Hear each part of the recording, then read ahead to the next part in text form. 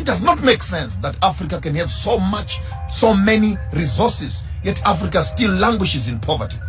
We have banks that we don't own.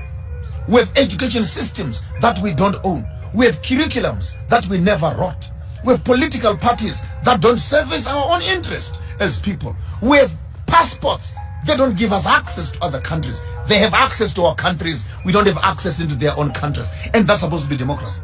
They have embassies in our own countries, and yet they put the same countries in sanctions. What sort of a system are we talking about if we are to be addressing the issues of African democracy? African democracy is a crippled child who is sitting on a wheelchair, a paraplegic wheelchair. In as much as our countries are claimed to be democratic, they are not free at all. Our economies are ruled by the West. Our education is ruled by the West. Our medicine is given by the West. Our diseases are managed by the West. Our populations are managed by the West. Our technologies are imposed on us by the West. So which part of us can you say is democracy? The same countries, they sponsor a government, they sponsor a surrogate government, the government gets into power. After they're in power, then you put the same government in sanctions again. What do they want from us? These colonizers, what do they want from us? You wanted our gold, we took it. You wanted diamonds, you took it. You want our children and our body parts? You're harvesting. Africa is a harvesting ground of livers and kidneys and hearts. What do you want from us as a people? You took our art. You took our kings. Destroyed our civilization. Up to now, 400 years later, the colonizer is still watching to see how much more he can get away and harvest and pull and rape and take away from the African people. And all this comes under a big umbrella.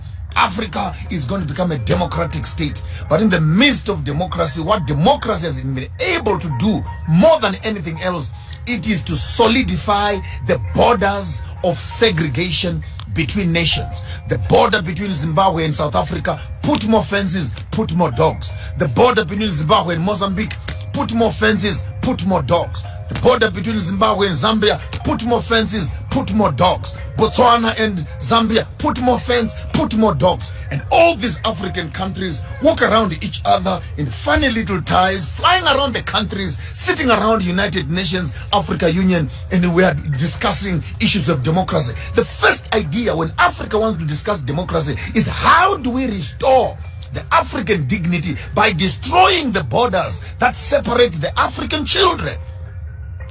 My grandmother is Shangaan, Mozambique, on my father's side. My grandmother is Venda, on my mother's side. My father is Karanga, and my grandfather on my mother's side is Ndebele. So how can you put a border in a passport for me, that for me to go and see my grandmother's houses in Mozambique, I need a passport. To go and see my grandmother in South Africa, I need a passport. I must go to Pretoria first, go to Harare. I can cross the river, the Limpopo River. And this is the form of the democratic Africa that our leaders are constipated with. I'll spill the beans as loud as clear. African democracy identifies a few educated, parodic Africans who become political parties. And they talk in cahoots with the funders, the colonizers. They walk into power not to help the African people, but to look after themselves and maintain the system for the colonizer. Insurance companies are in the hands of the colonizer. The banks are in the hands of the colonizer. Manufacturing industries are in the hands of the colonizers. The pharmaceuticals are in the hands of the colonizers. Medicine, clothing in the hands of the colonizers. Technology in the hands of the colonizers. You'll be shocked to discover we are still slaves and servants working for the colonial system. Take note, I'm not insulting any political party, but I want to insult their insensitivity that they walk around and campaign. I am saying this from Nigeria to Uganda to Kenya to Ghana to Zimbabwe to South Africa to Botswana, anywhere in Africa. Tell me one political leader who has made an intentional business of improving and establishing factories for his own people. Sit around approving business budgets for what? Just take that money, open industries, take that money, open up mines, take that money, open up agricultural farms, have food for your people, employment for your people. How complicated can that be? The model to follow is Dubai. Look at Emirates. They have nothing. All national fund. Use the national fund to make Dubai a capital city of industry for the whole world. Here we are in Africa. We have cocoa, we have bananas, we have coal, we have platinum, we have diamonds, we have oil, we have weather, we have tourism, we have everything. But in the midst of all these resources, our African people are still languishing in poverty. Can I ask you, the intelligent ones, what is the problem of Africa? What is the problem? We have the resources, we have the universities, we have the education, we have the skills. What is the problem?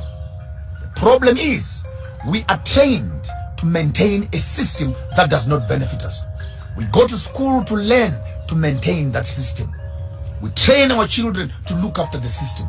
Our political system has no will at all to empower the local people. It has no will. There's no political party that wants to remove bread from the mouth of the white man.